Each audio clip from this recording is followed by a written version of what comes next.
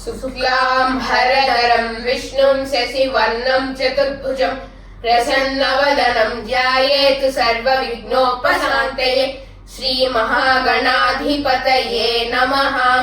वक्रतुण्ड महाकाय कोटिसूर्यसमप्रभा निर्विघ्नं कुरु मे देव सर्वकार्येषु सर्वदा।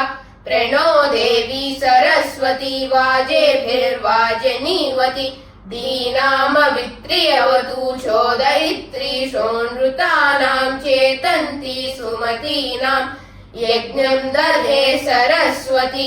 ॐ शान्ति शान्ति शान्तिः। अथो सूक्तम्। ॐ आगावो अग्मन्नुत भद्रमक्रन्न सीदन्तु गोष्ठैरनयन्त्वस्मे प्रजावतीः पुरुरूपा इह स्युः।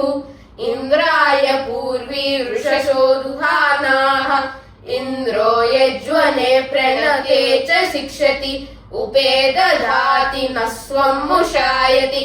भूयो भूयो रैमितस्य वर्धयन् अभिन्ने खिल्ले निददाति देवयुं नतानशन्ति न दभाति तस्करः नैना अमित्रो व्यतिरादधर्षति।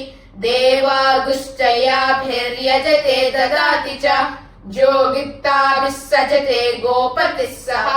नता अर्वा रेणुककाटो अश्नुते न सर्गस्कृतत्रमुपयन्ति ता अभि।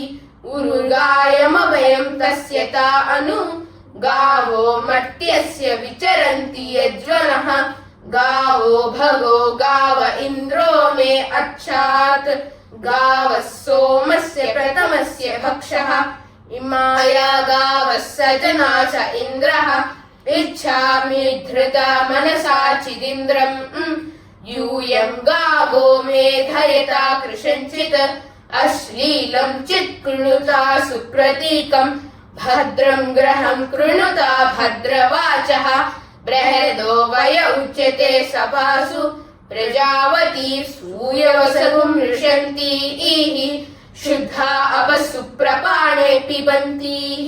मावस्तेन ईशत मादशगुंसः परिवोहेति रुद्रस्य वृञ्जात्।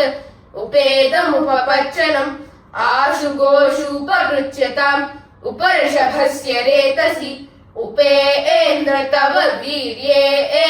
ॐ शान्ति शान्ति शान्तिः। सर्वे जनाः सुखिनो भवन्तु।